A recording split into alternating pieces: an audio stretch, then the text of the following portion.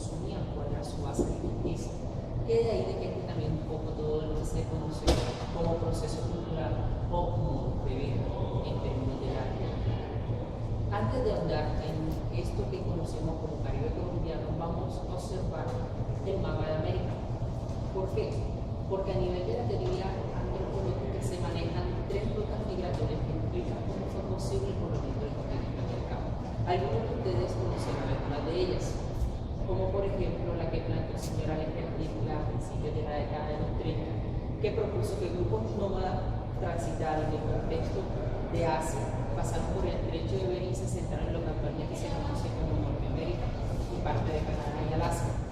¿Qué se ha encontrado dentro de la investigación arqueológica relacionado a esta teoría? Puntas de proyectil, también llamadas puntas Globe, eran usadas para la actividad de la caza, distribuidas en lo que se conoce como Alaska, Canadá, Estados Unidos y parte de Norteamérica. Ahora, otro antropólogo, como el señor Méndez de Correa, él propuso que si bien hubo un proceso migratorio al norte, también fue posible un proceso migratorio al sur del continente, entre la isla australiana y lo que actualmente se conoce como Tierra del Fuego cercano, y eso es un contexto entre Chile y Argentina. ¿Qué se ha encontrado asociado a esta teoría? Artefactos similares a los llamados boomerangs, que son utensilios de caza usados por aborígenes de la isla australiana. Posteriormente, el etnólogo francés Paul Rivet propuso que existía una tercera ruta migratoria muy diferente tanto al norte como al sur que han planteado los anteriores arqueólogos y arqueólogos. Él propuso que los primeros procesos migratorios se dieron hacia el centro del continente, de grupos nómadas que navegaron por el Pacífico del contexto de las islas que se conocen como la Oceanía hacia Centroamérica. La elaboración de estilos dentro de la antropología comparada es muy bien concurso por el soporte científico que él propone al mirar los modos de vida que son similares o la forma de elaboración de estilos que es similar actualmente entre las comunidades indígenas que se habitan en el contexto de Centroamérica con respecto a las comunidades indígenas que habitan en este contexto llamado la sociedad. Ahora sí, dentro de la teoría antropológica, el postulado que tiene mayor relevancia científica, dado la cantidad de yacimientos arqueológicos asociados a esta teoría, es el tránsito por el proceso migratorio desde el estrecho de Bering. A ver si pasamos a este.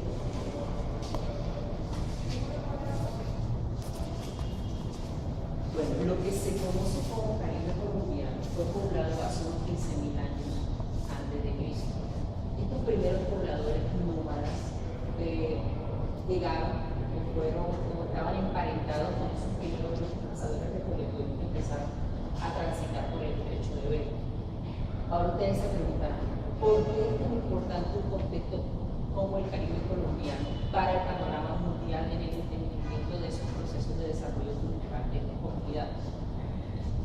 ¿Qué pueden identificar en el primer nicho que se encuentra acá en el proceso, en este primer mapa? ¿Qué ven ustedes ahí? Acérquense. Aquí, fíjense.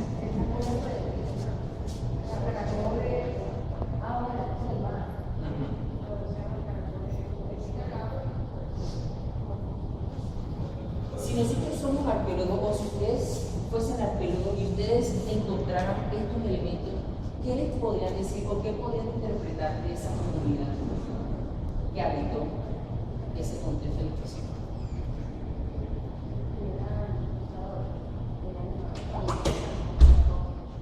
Que eran recolectores, recolectaban moluscos y conchas como se ve, pero además hay restos óseos de pequeños mamíferos o pequeñas faunas, como se llama, como son anfibios, aves, reptiles y aves, o sea que cazaban, eran cazadores recolectores. Pero aparte de esos objetos, hay dos objetos que ustedes pues, han visto, pero no detenidamente, y son esos dos fragmentos. ¿Qué creen que son? Bueno, ¿Cómo? eso no. No. Acérquense a la máquina, no se va. Obsérvenlo.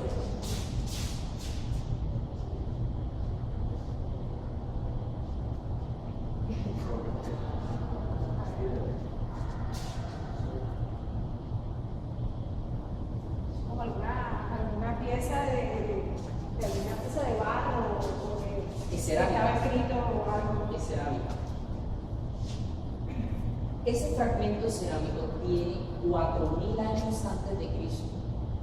O sea, que hace 4.000 años antes de Cristo, en el Caribe colombiano, ya había comunidades que elaboraban objetos para suplir ciertas necesidades.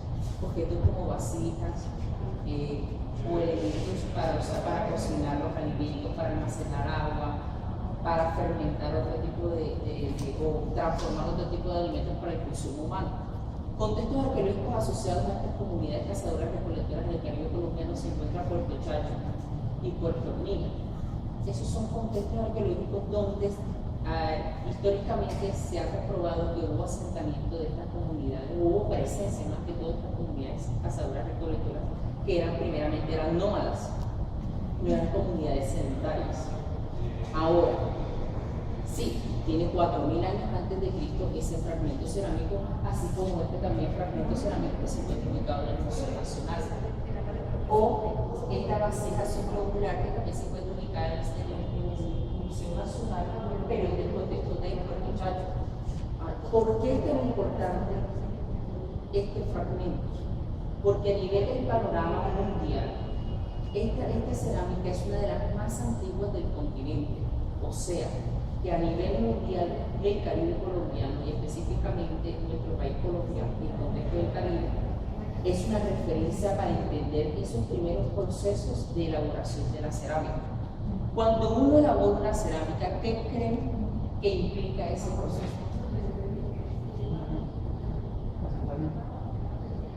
No necesariamente. A nivel de procesos técnicos, ustedes han trabajado con barro una vez. ¿Qué pasa cuando, por ejemplo, tú haces una vasija o haces un muñequito en barro? Él se seca con el sol. Pero ¿qué pasa cuando le cae lluvia? Se deforma, se desvanece, se vuelve otra vez barro. ¿Por qué no pasa lo mismo con este tipo de objetos? ¿O por qué no pasa lo mismo con las vasijas de barro que nosotros compramos en las ferias artesanales y que ustedes le echan agua y no se desbaratan? ¿Por qué? Porque es en un proceso de cocción. Entonces, ya estas comunidades primero tenían un conocimiento de los materiales que eran posibles usarse para elaborar un tipo de vasija, porque no todo barro, no toda arcilla es digamos, útil para poder elaborar este tipo de objetos. Dos, tenían la utilización del fuego, que a nivel de la arqueología, a nivel de historia, ya es un avance de algo importante dentro de los procesos de desarrollo cultural. Y tres, cuando uno hace una vasija, por lo general, si uno no tiene un conocimiento de las propiedades del barro, de la arcilla, esta se fragmenta al momento de secarse o al momento de entrar en cocción. Este tipo de vasijas, como las de Puerto Hormiga, se caracterizaban porque utilizaban un tipo de desengrasante. El desengrasante en la arqueología es entendido como el material que complementaba la arcilla con el fin de que la arcilla o la pieza tuviese una solidez o una fortaleza al momento de entrar en ese proceso de cocción y que esta no se fragmentara. Cuando uno ve el material o la composición de una arcilla de Puerto Hormiga, esta está caracterizada por fragmentos por fibra vegetal. Utilizaban un tipo de plantas que las machacaban, las untaban o las mezclaban con el barro y eso le daba la solidez a la pieza. Entonces eso es característico de los contextos como Puerto Hormiga y Puerto Chacho. Ahora, para el 1200 a.C., el Caribe colombiano no solamente se va a destacar por las comunidades cazadoras recolectoras, sino también por comunidades hortícolas. Contextos como Malambo, acá en el departamento del Atlántico, y Ñuñoa, en el departamento de Córdoba, daban fe de comunidades que eran casi semisedentarias, pero que no solamente cazaban y recolectaban alimentos de moluscos y pequeña fauna, sino que ya consumían tubérculos o raíces como la yuca y la batata. Uno cree que la yuca es un alimento, es una raíz que tiene unos cuantos siglos, pero es hace 1200 años antes de Cristo y estas comunidades tenían unas técnicas, unos conocimientos para poder adoptar una raíz al consumo humano. Una raíz que no es la misma que nosotros consumimos actualmente, que es la yuca dulce. Ellos utilizaban o ellos consumían la yuca amarga, que es diferente, que es mucho más tóxica, que es venenosa. Entonces, ya al momento de uno como antropólogo mirar que existen una serie de artefactos llamados budares, que eran unos platos llanos hechos en barro, donde se cocinaban este tipo de alimentos, uno empieza a entender de que ya había un conocimiento experto sobre las propiedades propiamente de la naturaleza, sobre qué podía consumirse y qué no. Entonces, estas comunidades llamadas hortícolas se van a caracterizar por ese consumo de raíces, del cultivo de raíces y la adopción también de un proceso alimenticio diferente al básicamente de moluscos y proteínas como la que podían ofrecer aves, reptiles o mamíferos. Eso es también considerado un proceso de desarrollo cultural. Ahora ustedes se preguntarán qué consumían. No sé si ustedes han escuchado hablar del casabe. Casabe. El casabe es como una yuca. Es una galleta, es una pequeña tostada hecha a base de yuca, a base de harina de yuca. Eso. Actualmente, ustedes se preguntan cómo los antropólogos conocen o saben de que se cocinaba el casabe. Como les dije, la evidencia inmediata de los antropólogos son los objetos de la cultura material que nos llegan estas comunidades. En estas comunidades se han encontrado unos platos llanos llamados budares. Actualmente en las comunidades del trapezo amazónico todavía se elabora este tipo de budares y se elabora también el casabe. ¿Cómo hacían para consumir el casabe? Cultivaban la yuca, la rayaban, la pelaban, la rayaban, la introducían en un instrumento hecho a base de fibra vegetal llamado cebucán. Hagan de cuenta que es una media. Ahí introducían la ralladura de la yuca y como el cebucán es flexible, ahí exprimían la yuca y todo el almidón, que es donde está la toxina, pues destilaban y el bagazo que quedaba lo esparcían sobre el cebucán, sobre el budar y lo cocinaban y después lo consumían. Actualmente en Momil, por ejemplo, ustedes lo pueden ver en pequeñas galletitas que a veces son mezcladas con mermelada de guayaba u otros, digamos, ingredientes, así como también en tubará o en malambo o en calabo. Ahora, a nivel de la cerámica, teniendo en cuenta que ustedes son diseñadores de interiores, que si no estoy mal, ya la cerámica no va a ser tan burda o tan lisa como en los pasadores recolectores. Ya se van a ver una serie de estéticas muy características que son en arqueología se llama decoración incisa. Son las series o la serie de líneas que ustedes ven que decoran cada uno de estos objetos, que aparte ya no van a ser solamente de uso utilitario, sino también ya van a tener una función ritual. Si ustedes pueden ver, hay representaciones de caras, o sea, representaciones antropomorfas y representaciones zoomorfas también. Y eso era característico del contexto medioambiental en que se encontraban desarrollándose estas comunidades. Ahora, ¿qué creen que son estas dos figuras que se encuentran ahí en el libro? Sí, son figuras zoomorfas, pero ¿qué son? Una foca y un pajarito. ¿Por qué creen que son focas? No se sabe.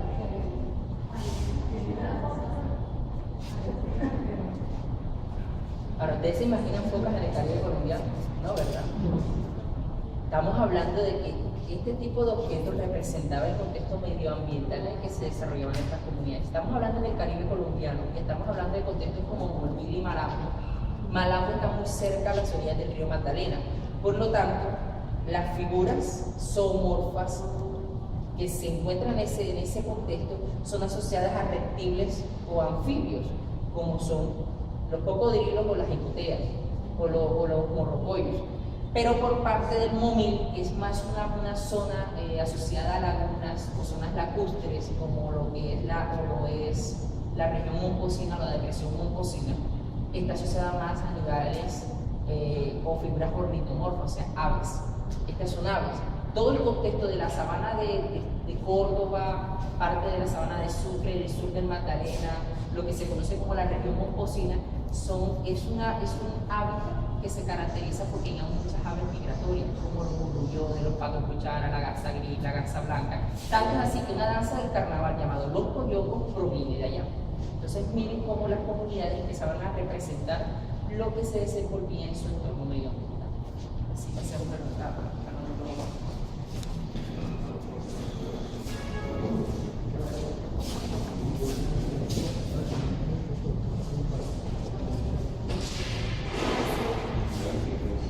Ahora nos encontramos en el panel de las comunidades indígenas que habitaban el contexto que actualmente se conoce como Departamento del Atlántico. ¿Tienen alguna idea de cuáles fueron esas comunidades? Los Mocaná. Normalmente cuando uno está en el colegio nada más les hablan de los Tairona, los Chibchas, los Sinúes, pero poco o nada se ahonda sobre la comunidad de Mocaná. ¿Qué tienen que tener en cuenta de los Mocaná? Que si bien era una comunidad que se desarrolló en el 1100 años antes de Cristo, o sea, después de la cronología de esta exposición, porque esta exposición va de 4000 años antes de Cristo, 960 después de Cristo, no se podía dejar por fuera porque es representación fiel de las comunidades llamadas comunidades tribales. ¿Cuáles fueron esas comunidades tribales y comunidades de transición? Fueron las que se desarrollaron entre ser comunidades agrícolas y ser las comunidades de cacicazgos, como vamos a ver posteriormente.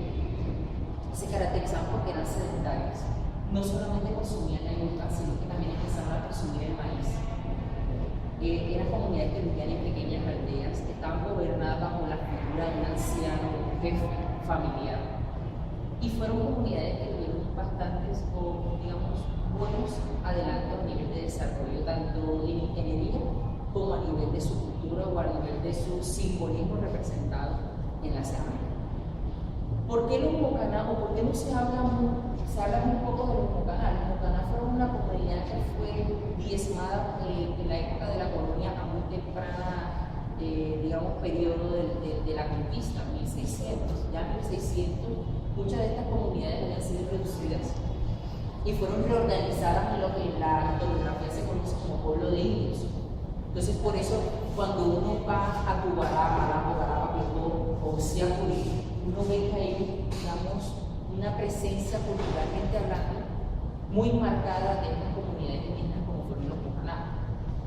Entonces, aparte de estos municipios, digamos, los Mocaná se extendieron por todo el departamento de la Atlántida, sino que en el siglo XVII y XVIII fueron reubicados en estas municipalidades que he mencionado con anterioridad. Ahora, aquí encontramos dos tipos de cerámica que son características de estas comunidades llamadas Mocaná. ¿Cuál es la diferencia que ustedes pueden observar de manera inmediata entre la cerámica que se encuentra en el primer módulo y la segunda? El color. La forma en cuanto a qué. Sean puntuales pero específicos.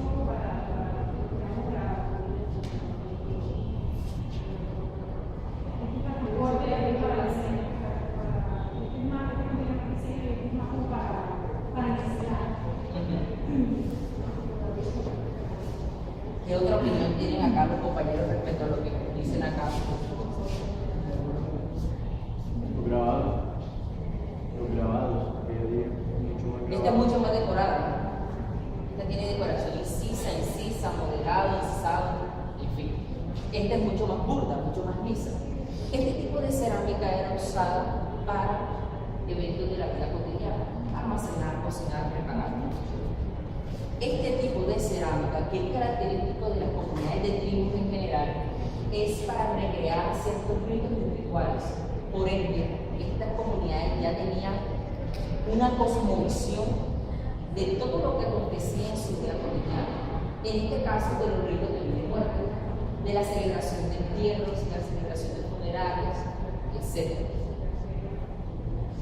Lo que vamos a encontrar, por ejemplo, en esta vasija en específico, que se conoce como entierro secundario. Las comunidades indígenas, por lo general, cuando moría una persona, enterraban a esa persona y la enterraban con todos los objetos que hacían parte de su identidad cultural dentro de la comunidad. Pero pasado un tiempo, esta persona era exhumada y era introducida en una urna funeraria no conocida. Y posteriormente era sepultada. He ahí la creencia que ahí verdaderamente esa persona iba a ir al lugar de los muertos, al lugar de los espíritus, a donde la creencia de esas comunidades destinaba que ese ser humano iba a ir. Es como lo que pasa actualmente entre las comunidades Wayuu. Las comunidades Wayuu realizan el segundo entierro. Y es ejemplo claro de este tipo de manifestaciones representadas en cómo las comunidades, digamos, visionaban o tenían una concepción sobre la vida y sobre la muerte. Eso es característico de las comunidades de como declaramos. Lo que vamos a encontrar acá es una representación de lo que se encuentra en el corregimiento del Morro, municipio de Tubará Atlántico, asociado hipotéticamente a estas comunidades. Se conoce popularmente con el nombre de Piedra Pintada, no sé si ustedes alguna vez han ido allá. Es un lecho rocoso de este grano, o un poco más grande, donde se encuentra labrada toda esta iconografía, que dentro de las artes rupestres es entendida como uno de los primeros lenguajes simbólicos. Recuerden que estas comunidades eran ágrafas, estas comunidades no tenían escritura, por lo tanto utilizaban la iconografía para poder expresar o comunicar un evento en específico. Ahora sí,